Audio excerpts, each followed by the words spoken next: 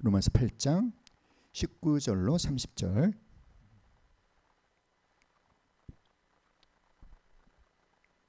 우리 찾으셨으면 한 목소리로 함께 읽겠습니다. 시작. 피조물이 고대하는 바는 하나님의 아들들이 나타나는 것이니 피조물이 허무한데 굴복하는 것은 자기 뜻이 아니요 오직 굴복하게 하시는 이로 말미암음이라. 그 바라는 것은 피조물도 썩어짐의 종노릇한 데서 해방되어 하나님의 자녀들의 영광의 자유에 이르는 것이니라. 피조물이 다 이제까지 함께 탄식하며 함께 고통을 겪고 있는 것을 우리가 아느니라. 그뿐 아니라 또한 우리의 곧 성령의 처음 익은 열매를 받은 우리까지도 속으로 탄식하여 양자될 것 곧 우리 몸의 속량을 기다리느니라. 우리가 소망으로 구원을 얻었음에 보이는 소망이 아니니 보는 것을 누가 바라리요. 만일 우리가 보지 못하는 것을 바라면 참음으로 기다릴지니라. 이와 같이 성령도 우리의 연약함을 도우시나니 우리는 마땅히 기도할 바를 알지 못하나 오직 성령이 말할 수 없는 탄식으로 우리를 위하여 친히 간구하시느니라. 마음을 살피시는 이가 성령의 생각을 아시나니 이는 성령이 하나님의 뜻대로 성도를 위하여 간구하심이니라.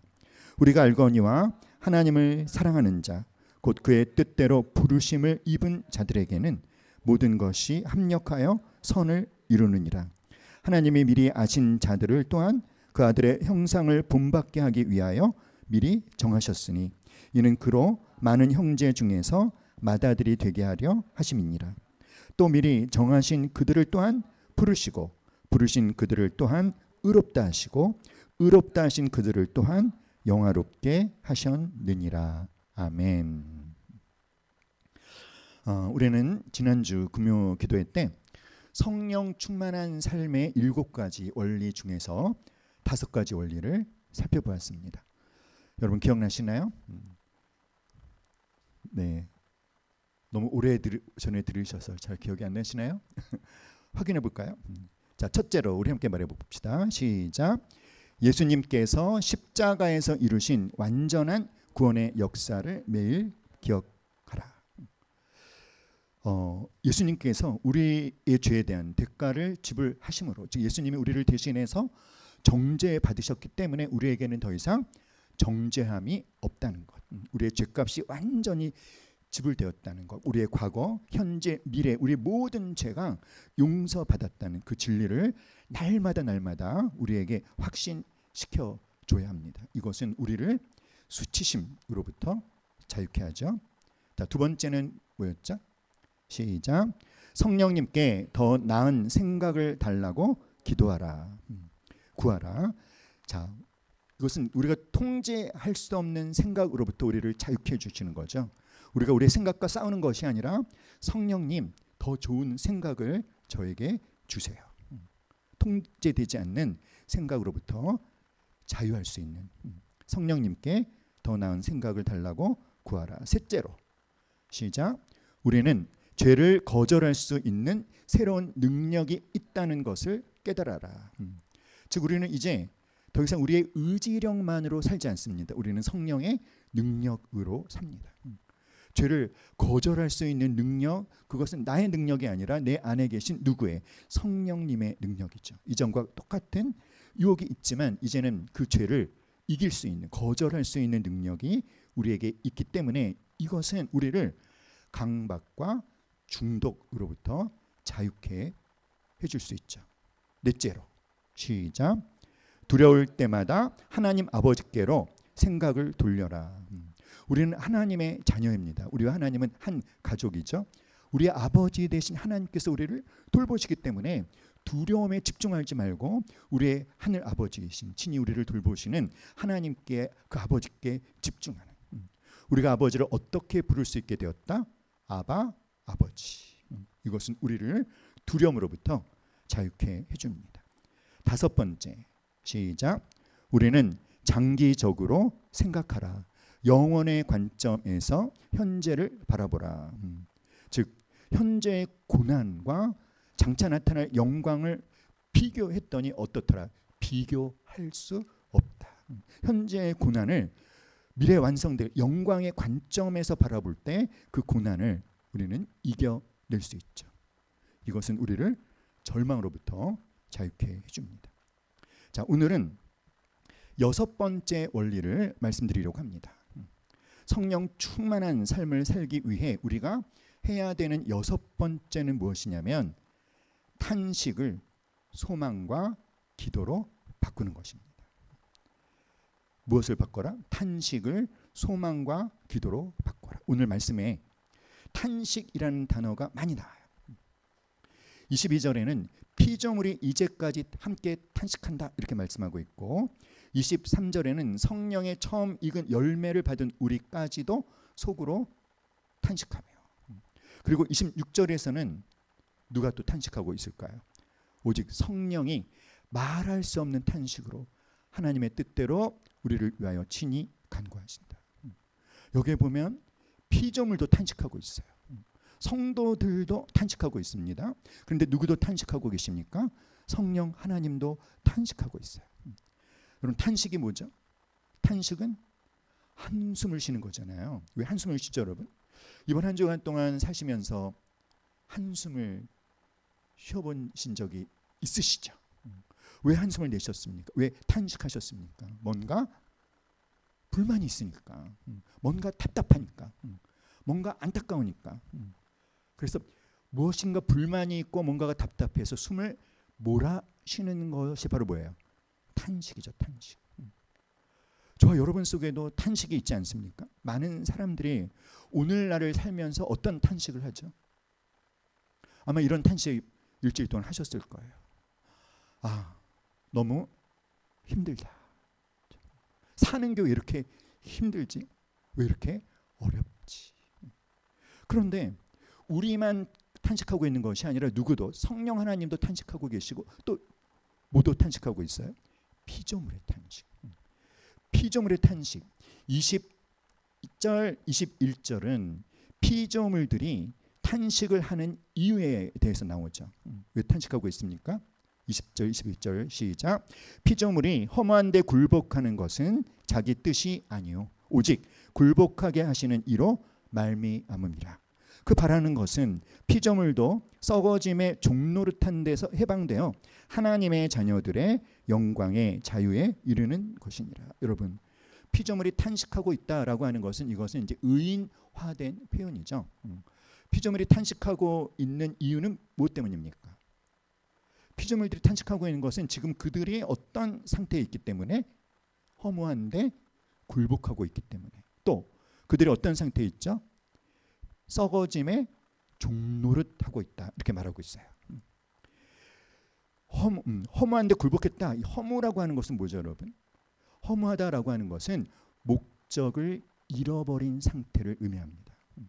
그러니까 피조물들이 하나님이 원래 의도하신 영광스러운 목적의 상태에서 벗어나서 그 목적을 향하여 진행되어지고 있는 것이 아니라 목적을 잃어버리고 무의미함과 소멸의 방향으로 진행되어져 가고 있다. 자, 굴복하였다 이렇게 말하는데 이것은 그들이 스스로 복종한 것이 아니라 억지로 복종하게 되었다. 누구 때문에? 하나님께서 그렇게 하신 거예요. 피조물들이 험한데 굴복한 것은 그들의 뜻이 아닙니다. 하나님께서 그렇게 하셨는데 왜 그렇게 하셨을까요? 원래 피조물을 하나님은 인간에게 맡겼죠. 그런데 그 인간이 죄를 범하여 타락했을 때, 아담이 불순종의 죄를 범했을 때 피조 세계에 무엇이 임했죠, 여러분? 저주가 임했어요. 땅도 저주를 받아서 가시덤불과 엉겅퀴를 내게 되었습니다.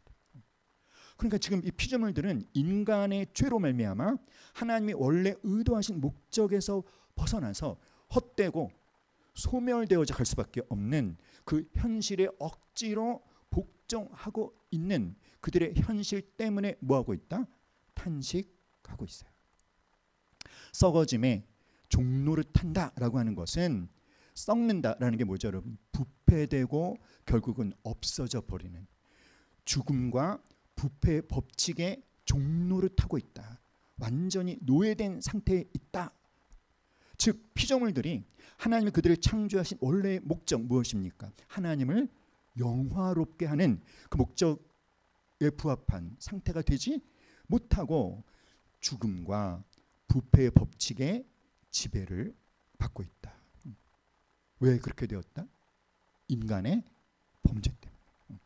사랑하는 여러분, 그래서 그들의 그런 상태가 너무나 절망스럽고 너무나 답답하고 너무 안타까워서 피조물들이 뭐하고 있다? 탄식을 하고 있어요.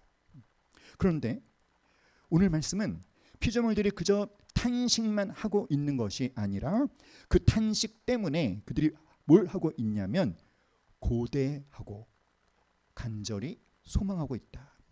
고대한다. 따라합시다. 고대한다. 고대한다는 게 어떤 걸까요? 고대한다는 것은 이런 뜻이래요. 목을 길게 빼고 앞을 쳐다보는 것. 그러니까 무엇인가를 자신들이 간절히 소망하는 것이 언제 이루어지는지를 간절한 마음으로 바라보고 있는 것. 피조물들이 탄식하고 있는 것뿐만 아니라 고대를 하는데 뭘 고대하고 있죠? 무엇을 고대하고 있을까요? 로마서 우리 8장 19절 읽어볼까요? 시작. 피조물이 고대하는 바는 하나님의 아들들이 나타나는 것. 이게 무슨 뜻일까요, 여러분? 피조물들이 간절히 기다리고 있는 것, 하나님의 아들들이 나타나는 것. 이것은 하나님의 아들들이 나타나는 것은 하나님의 자녀들이 영화롭게 되어서 하나님의 영광에 참여하게 되는 것. 그들의 구원이, 칭의가, 성화가 완성되어서 영화롭게 되어져서 하나님의 영광에 참여하는 그날, 그래서 하나님의 형상을 온전히 드러나게 될 그날, 바로 그런 하나님 성도들의 구원이 완성되는 그날을 피조물들이 갈망하고 있다는 거예요. 간절히 그날을 사모하고 있다는 것입니다. 왜일까요? 왜일까요, 여러분? 왜 피조물들이 하나님의 아들들이 나타나는 것을 사모하고 있을까요? 왜냐하면 성도들의 구원이 완성되는 그날, 저 여러분의 영화가 완성되는 그날, 저 여러분이 하나님의 영광에 참여하게 되는 그날, 피조 세계도 그 허무한 데 굴복하는 상태에서 썩어짐의 종노릇한 데서 해방되어져서 온전히 하나님이 창조하신 원래의 목적을 회복할 것이기 때문에, 성도의 회복이, 성도의 구원의 완성이 성도들만의 구원의 완성으로 끝나는 것이 아니라 어떻게 되어진다? 만물이 새롭게 되어진다. 피조물들이 그걸 알아요. 그래서 성도들이 빨리 영화롭게 되기를 피조물들이 뭐하고 있다? 간절히 기다리고 소망하고 있다. 사랑하는 여러분, 피조물들은 지금 어떤 상태에 있다고요? 썩어짐의 종노릇하고 있어요. 그것이 무엇 때문입니까? 인간의 범죄함 때문에. 그러니까 우리가 뭘 알아야 되죠, 여러분? 인간의 운명과 이 피조 세계의 운명이 연관되어져 있다는 거예요. 하나님께서 사람을 피조 세계 하나님 대리 통치자로 세우셨죠. 너희는 모든 것을 뭐해라? 다스려라. 그런데 인간이 죄를 범함으로 말미암아 피조 세계에 무엇이 임했다? 저주가 임했어요. 인간이 타락해서 하나님의 목적에서 벗어난 상태가 되어져서 인간이 하는 일마다 헛된 일을 하게 되어지는데, 인간이 헛된 일을 하면 피조물들도 헛된 것을 위하여 사용되어질 수밖에 없다는 것입니다. 그런데 오늘날의 인간들은 더욱 악해지고 더 죄를 많이 짓기 때문에 따라서 피조물들의 탄식도 어떻게 되어갈까요? 더 깊어지는 거죠. 그러면서 그들이 간절히 기다리는 것이 무엇이다? 구원받은 성도들이 속히 영화롭게 되어질 그날을 간절히 사모하고 있는 것이죠. 여기서 말하는 피조물은 천사와 사람을 제외한 모든 존재들, 동물, 식물, 바다와 산, 즉 자연과 동물들을 의미합니다. 그들은 의식이 없어요. 그런데 어떻게 피조물들이, 장차 하나님의 자녀들이 영화롭게 될 그날을 고대할 수 있을까요? 이것은 뭐다? 의인화된 표현인데 뭘 말하고자 하는 것이냐면 문자 그대로 피조물들이 그렇게 하고 있다는 것이 아니라 성도들의 구원이 완성되면서 함께 이루어질 완성될 그 영광의 규모, 그 영광의 폭이 얼마나 엄청난 것인지를 설명하고 있다는 거예요. 그러므로 여러분, 우리가 오늘 이 로마서의 말씀을 통해서 우리가 깨달아야 되는 게 무엇일까요? 우리의 구원이 완성되는 것이 그저 나 개인의 사건으로 끝나는 것이 아니라 우주적인 회복과 연관되어 있다는 것. 여러분, 그것을 깨달아야 됩니다. 그것을 왜 깨달아야 됩니까? 그것은 우리 개인의 구원의 완성이 얼마나 중요한 사건인지, 그것이 하나님께 얼마나 중요한 사건인지를 우리가 제대로 인식할 필요가 있다는 거예요. 우리가 새로워지면 만물이 새로워진다는 것입니다. 사랑하는 여러분,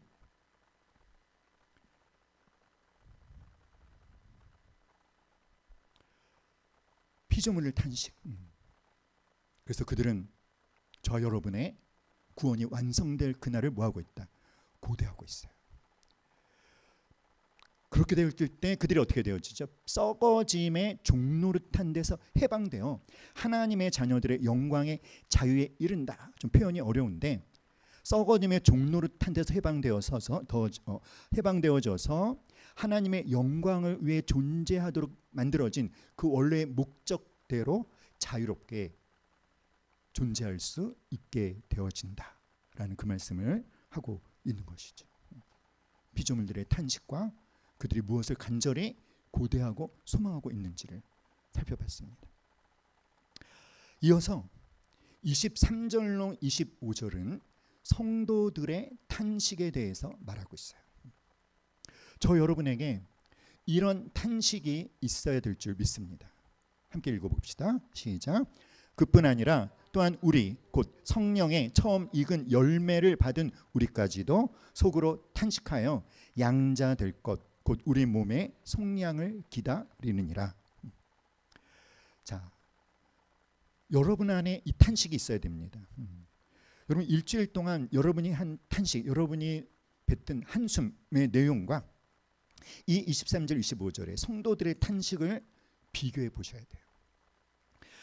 이 23절 25절 말씀을 우리가 정확하게 이해하려면 성령의 처음 익은 열매가 뭘 의미하는지를 알아야 되는데 표준 번역에서는 이렇게 얘기했습니다. 표준 새 번역에서는 첫 열매로 성령을 받은 이렇게 번역을 했습니다.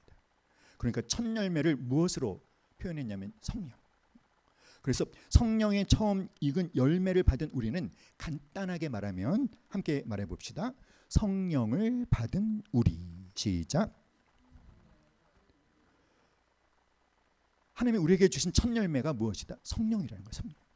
우리가 예수 그리스도를 나의 구세주와 주인으로 영접할 때 우리 안에 누가 들어오셔서 내주하시죠? 성령께서 들어오셔서 내주하시죠. 우리 안에 내주하시는 성령님이 어떤 역할을 하고 계시는 건지 여러분 아십니까? 에베소서 1장 13절 14절에 보니까 이렇게 말씀하고 있어요. 너희도 구원의 복음을 듣고 약속의 성령으로 인치심을 받았으니 이는 우리 기업의 보증이 되사. 우리 안에 성령님이 내주하시는데 그 성령님이 뭘 하신다? 우리 기업의 보증이 되신다. 보증이 뭔지 아시죠? 어떤 계약을 체결하면 계약서, 보증서를 받지 않습니까? 잔금을 치르기 전에 계약금을 걸잖아요. 그리고 보증서를 받는다는 건 뭐죠? 때가 되면 나머지 잔금도 주고 나는 받을 것이다. 그것을 뭐 해주는 거예요? 확실하게 해주는 게 바로 보증이잖아요. 그런데 우리 안에 내주하신 하나님께서 우리에게 허락하신 성령님이 우리의 기업에 대한 보증을 해주신다. 우리가 장차 받을 기업 무엇입니까? 우리는 지금 구원받았지만 우리의 영과 혼은 구원받았지만 우리의 몸은 옛사람의 몸을 갖고 있죠. 옛사람의 몸을 뭐라고 부릅니까? 육의 몸이라고 부르잖아요. 그런데 예수님이 부활하실 때 예수님은 어떤 몸을 갖고 계셨죠? 신령한 몸, 바로 예수님이 부활하실 때 입으신 그 신령한 몸을 우리도 입을 때 우리의 구원이 완성되는 것입니다.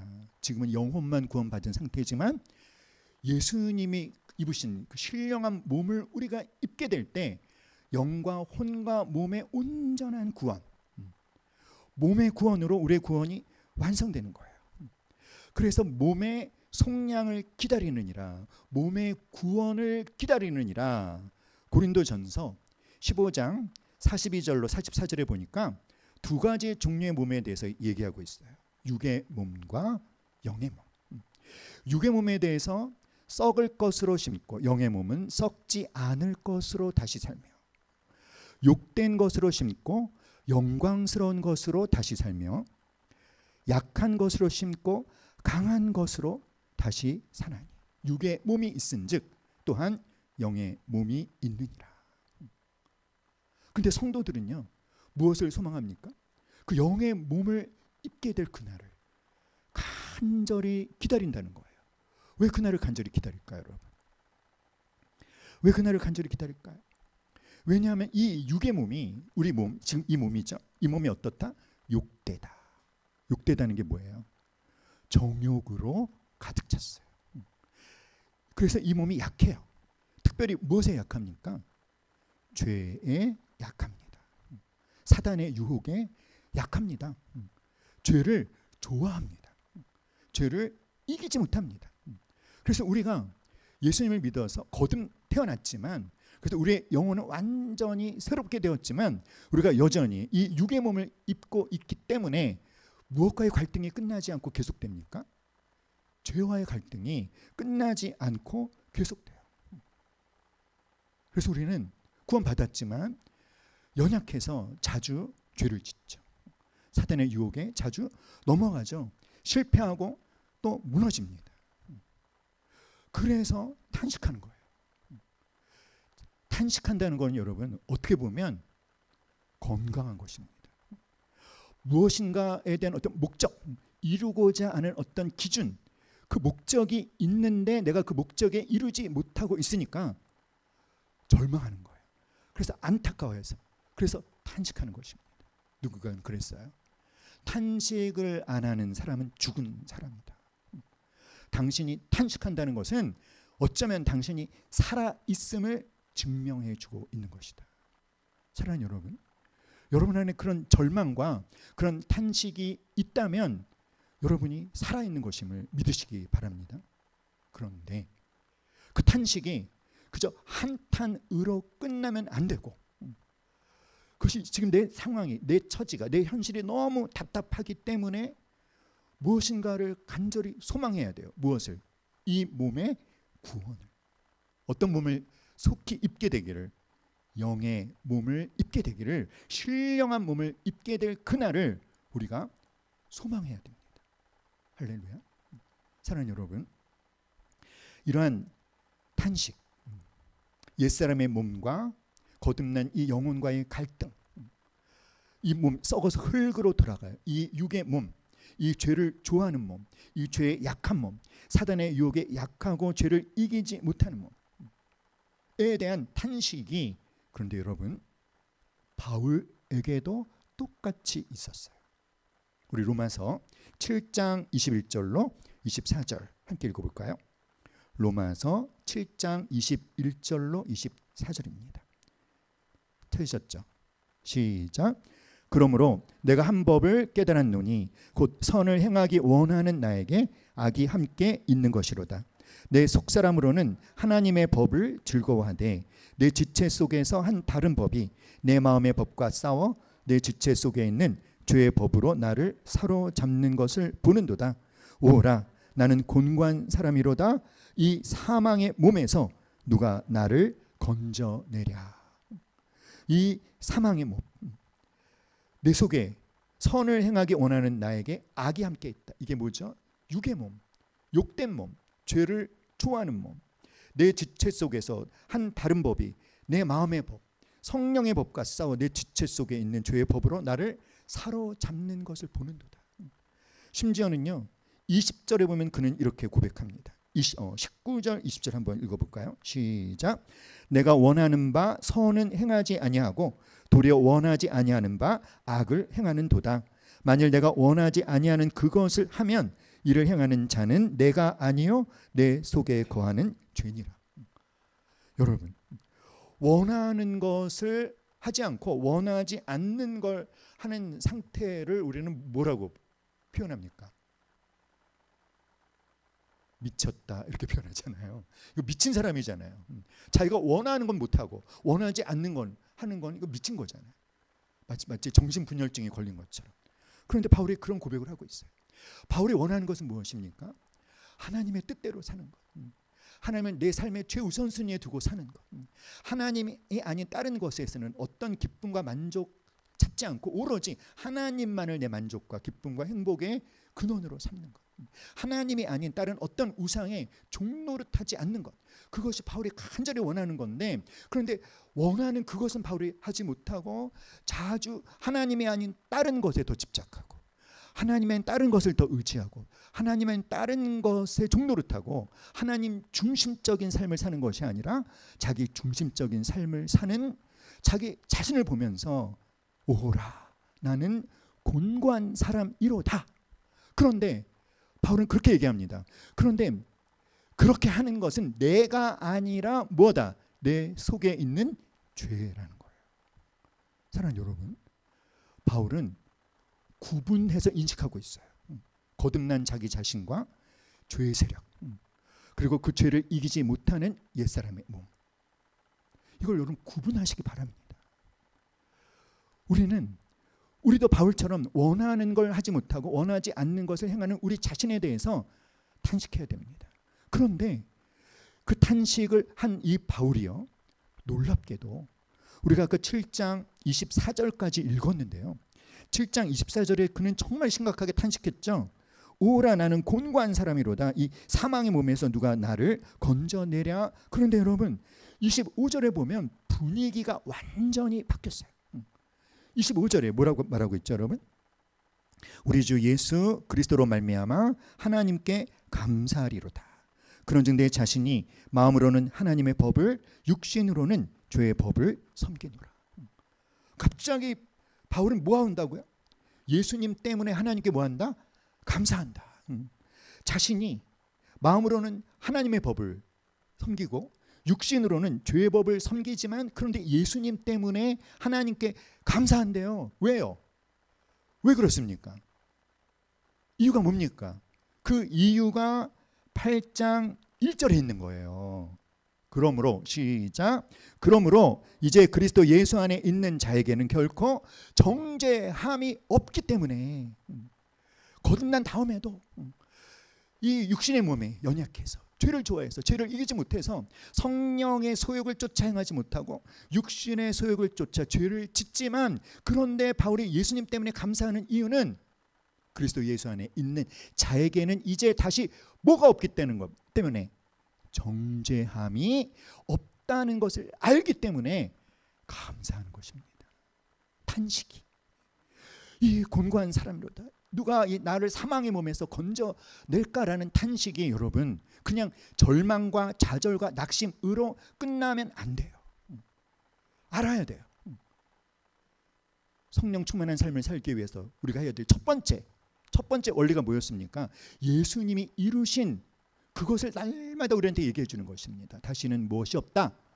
정죄함이 없다라는 거예요. 할렐루야. 사랑하는 여러분,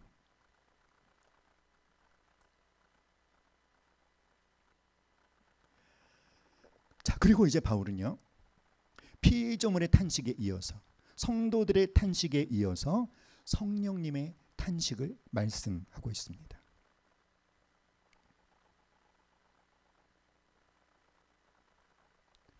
26절, 성령님의 탄식 전에, 자, 바울은 24절 25절에서 이렇게 말하고 있죠.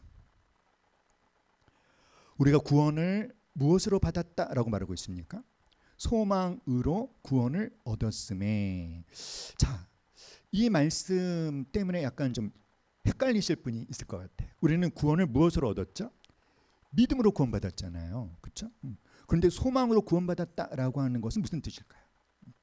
여러분, 이 말씀이 우리가 그저 뭔가를 소망만 하면 구원을 받는다라는 그런 뜻은 아니고, 우리가 믿음으로 얻은 구원에는 소망이 본질적으로 품어져 있다라는 말씀을 하고 있는 거예요. 우리가 믿음으로 얻은 구원에는 무엇이 포함되어져 있다? 소망이. 왜 그렇죠, 여러분? 왜냐하면 우리의 구원이 이중적인 구조를 갖고 있기 때문입니다. 따라합시다. 이미, 아직. 무슨 말이냐면 우리가 이미 구원을 받았지만 아직 완성되지는 않았다는 거예요. 할렐루야. 우리는 과거에 예수 그리스도를 믿음으로 의롭다 인정받았고, 지금 우리의 구원을 이루어가는 삶을 살고 있고, 미래에 우리의 구원은 완성될 것이죠. 우리는 이미 구원받았지만, 따라합시다. 이미 구원받았지만 아직 뭐 되지 않았다. 완성되지 않았다. 우리의 구원은 언제 완성됩니까? 미래에 예수님이 재림하시면 우리는 영화롭게 되잖아요. 미래의 구원이 완성되기 때문에 우리가 무엇으로 구원을 얻었다? 소망으로 구원을 얻었다, 이렇게 표현하는 거예요. 그런데 우리의 소망은 언제 이루어지죠? 미래에 이루어지니까 지금은 우리 눈으로 볼 수 있다 없다? 우리 눈에 안 보여요. 우리 눈에 보이는 건 뭐죠? 우리 눈에 보이는 현실은 여전히 실패하고 넘어지고 하나님 뜻대로 살지 못하는 내 모습입니다. 하지만 그것으로 끝나지 않는다는 거예요. 우리가 장차 우리는 영화롭게 된다는 소망이 품어진 믿음으로 구원을 받았고, 구원을 이루어가고 있고, 미래에 완성될 구원을 우리가 뭐하고 있어요? 소망하는 거죠. 그래서 뭐라고 말합니까? 만일 우리가 보지 못하는 것을 바라면, 우리 눈에 보이지 않지만 반드시 미래에 이루어질 우리의 구원의 완성을 소망한다면, 바울은 뭘 하라고 권면하고 있죠? 다 같이 참음으로 기다릴지니라. 인내하며 기다리라는 거예요. 소망이 있다면 그 소망을 바라보면서 오래 참고 견디며 기다려야 한다. 할렐루야. 사랑하는 여러분, 소망과 인내와 기다림은 불가분의 관계라는 것입니다. 우리가 이 소망을 놓치게 되면 우리는 인내를 포기할 수밖에 없고 더 이상 기다리지 못하는 거죠. 그러나 여러분, 소망을 놓치지 않으려면 우리 안에 뭐가 필요할까요? 그 소망이 반드시 이루어진다는 확신을 가지셔야 돼요. 자, 그리고 나서 이제 바울은 성령님의 탄식을 소개하고 있어요. 시작. 이와 같이 성령도 우리 연약함을 도우시나니 우리는 마땅히 빌 바를 알지 못하나 오직 성령이 말할 수 없는 탄식으로 우리를 위하여 친히 간구하느니라. 성령께서 우리의 무엇을 도우신다? 연약함을 도우신대요. 성령께서 우리가 연약하다는 것을 알고 계신대요.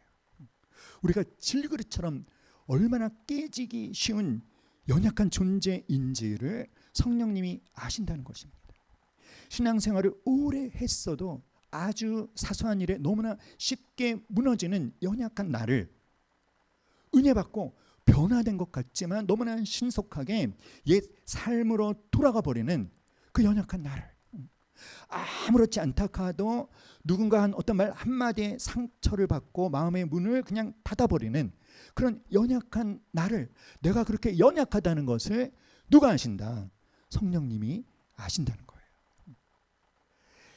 참아내야 할 상황에서 절제하지 못하고 혈기를 부려서 인간관계를 깨뜨리고야만은 그렇게 연약하다는 것을 누가 아신다? 성령님이 아신다는 거예요. 그런데 여러분, 마태복음 8장에 보면은요, 예수님께서 우리의 죄와 우리의 질병만 담당하신 것이 아니라 우리의 무엇을 친히 담당하셨다라고 기록하고 있냐면 우리의 연약한 것을 친히 담당하셨다. 할렐루야. 사랑하는 여러분, 여러분 참 연약하시죠. 그래서 참 속상하시죠. 그것 때문에 탄식하시죠. 그런데 우리의 죄나 우리의 질병만 예수님이 짊어지신 것이 아니라 우리의 연약함까지도 짊어지시고 십자가에 못 박히신 것처럼 누구도 우리의 연약함을 아신다? 성령님께서. 사랑하는 여러분, 성령님께서 우리의 연약함을 아신다는 게 어떤 뜻이냐면 나의 연약함을 성령님 자신의 연약함으로 여기며 그래서 뭘 해주신다고요? 말할 수 없는 탄식으로 우리를 위해서 친히 간구하신다는 거예요. 위로받으시기 바랍니다. 격려받으시기 바랍니다. 성령께서 우리의 연약함 때문에 기도를 하는데 어떻게 기도하신다? 친히. 친이라는 게 저는 이 친이라는 단어에서 어떤 느낌을 받으십니까?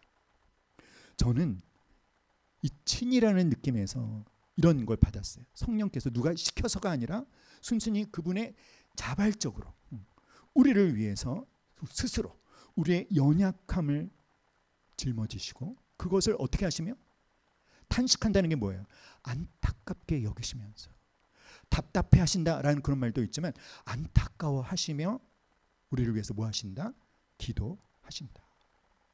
그러므로 여러분이 삶을 잘 살아내다가 뭔가 여러분의 연약함 때문에 무너졌을 때 여러분 자신을 너무 자책하지 마세요. 아, 내가 이럴 줄 알고 누가 나를 위해서 끊임없이 기도하고 계신다. 성령님께서. 그러므로 절망하지 마십시오. 낙심하지 마십시오. 다시 훌훌 털고 일어나십시오. 따라합시다. 성령께서 나를 위해 기도하신다. 믿습니까, 여러분? 그런데 뭐라고 말씀하셨냐면 우리는 마땅히 빌 바를 알지 못하나. 성령이 말할 수 없는 탄식으로 우리를 위하여 간구하시는데 그런데 어떻게 간구하시냐면요. 27절에 보니까요. 이렇게 말씀하고 있어요. 마음을 살피시는 이가 성령의 생각을 아시나니 이는 성령이 누구의 뜻대로 하나님의 뜻대로 성도를 위하여 간구하심이니라. 우리는 마땅히 빌 바를 알지 못하지만 성령께서 말할 수 없는 탄식으로 누구의 뜻대로 하나님의 뜻대로 성도를 위해서 간구하고 있다. 그렇다면 여러분 우리는 마땅히 빌 바를 알지 못한다는 게 무슨 뜻일까요? 그런데 성령은 그런 우리를 위해서 어떻게 기도하신다? 하나님의 뜻대로 우리를 위해서 기도하시잖아요. 그럼 우리가 마땅히 빌 바를 알지 못한다는 것은 우리는 기도할 때 하나님의 뜻대로 기도하는 것이 아니라 누구의 뜻대로 기도한다는 것입니까? 내 뜻대로. 그런데 내가 기도하는 것이 지금 정말 내가 기도해야 될 중요한 기도의 제목이 아니라는 거예요. 우리가 기도해야 될, 우리가 정말 간절히 기도해야 될 중요한 기도 제목이 무엇인지 누가 알고 계십니까? 성령님이 알고 계셔요. 성령님은 하나님의 뜻대로 우리를 위해서 친히 간구하십니다. 근데 우리는 그걸 기도 안 해요. 그게 뭘까요, 여러분? 성령님께서 우리를 위해서 기도하실 때 하나님의 뜻대로 기도하신다고 했는데 성령님이 기도하시는 그 하나님의 뜻, 그 하나님의 뜻은 무엇일까요? 그런데 우리는 그 하나님의 뜻이 너무나 우리의 기도의 내용에 포함되지 않고 있다는 것이죠. 연약한 겁니다. 뭘 기도해야 되는지 정말 내가 열심히 부르짖어야 되는 중요한 기도의 제목이 무엇인지를 우리는 놓치고 있다. 그래도 감사하죠, 여러분. 우리는 너무나 어리석어서 우리가 기도해야 될 정말 중요한 하나님의 뜻을 우리의 기도의 내용에 포함시키지 않고 나름대로 열심히 기도하고 있다라고 착각하고 있지만 우리가 기도하지 못하고 있는 것을 하나님의 뜻대로 누가 기도하고 계십니까? 성령께서. 그러니 너무 감사하죠. 할렐루야. 그럼 성령님께 감사하시기 바랍니다. 그러면 뭘까요? 그러면 성령님께서 우리를 위해서 기도하시는 하나님의 뜻은 무엇일까요? 그 하나님의 뜻이 무엇인지를 로마서 8장 안에서 찾아본다면 성령님이 우리를 위하여 간구하시는 하나님의 뜻은 바로 로마서 8장 29절로 30절입니다. 다 같이 시작. 하나님이 미리 아신 자들로 또한 그 아들의 형상을 본받게 하기 위하여 미리 정하셨으니 이는 그로 많은 형제 중에서 맏아들이 되게 하려 하심이니라. 또 미리 정하신 그들을 또한 부르시고 부르신 그들을 또한 의롭다 하시고 의롭다 하신 그들을 또한 영화롭게 하셨느니라. 자, 이 말씀에는요, 이걸 이제 구원의 여정이라, 구원의 서정이라고 하는데 5가지가 나와요. 미리 아신 자들, 미리 아시고 예지라고 얘기하죠. 미리 정하셨으니 예정. 그리고 미리 정하신 그들을 부르시고 소명. 부르신 그들을 뭐 하시고 의롭다 하시고 칭의. 그리고 의롭다 하신 그들을 또 뭐 하신다? 영화롭게 하신다. 한번 따라해 봅시다. 예지, 예지, 예정, 소명, 칭의, 영화. 사랑하는 여러분, 하나님이 여러분을 이미 아셨어요. 그리고 예수님의 성품을 닮을 자로 미리 예정하셨어요. 내가 그렇게 예정되어 있다는 것을 우리가 어떻게 확인할 수 있을까요?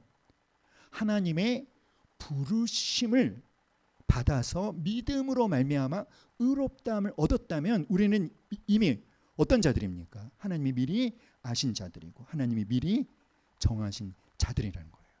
할렐루야. 사랑하는 여러분, 여러분 믿음으로 의롭다함 받으셨나요? 그럼 어디까지 온 거죠? 예지, 예정, 소명, 칭의 4번째까지 온 거예요.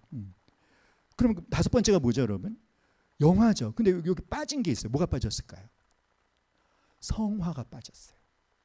성화가 왜 빠졌을까요, 여러분? 성화는 영화 가운데 포함시키는 겁니다.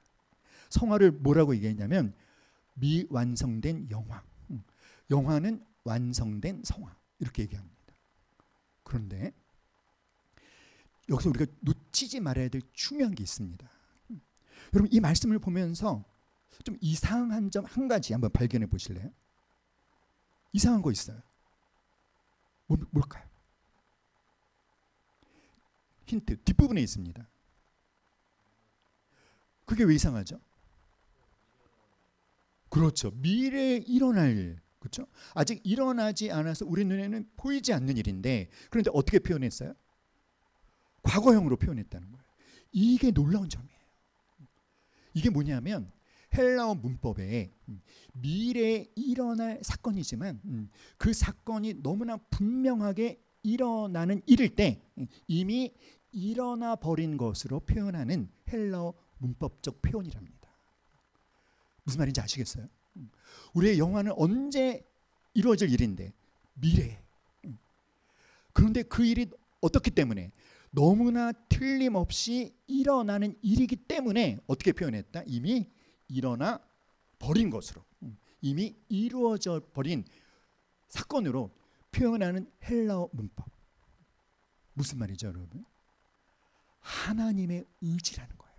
하나님의 뜻이라는 거예요. 하나님의 뜻은 무엇입니까? 예지, 예정, 소명, 칭의 한 우리를 반드시 뭐하게 하신다? 영화되게 하신다.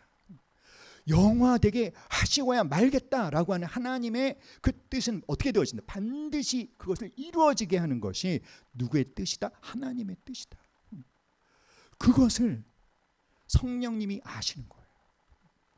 그래서 성령님은요, 하나님이 반드시 할 그 일을 위해서 성령님은 아시지만 뭐 하십니까? 기도하시는 거예요.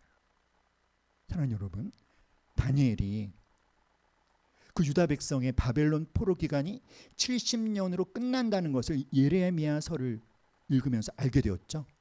그것을 알게 된 때가 70년이 거의 채워지고 있을 때였답니다.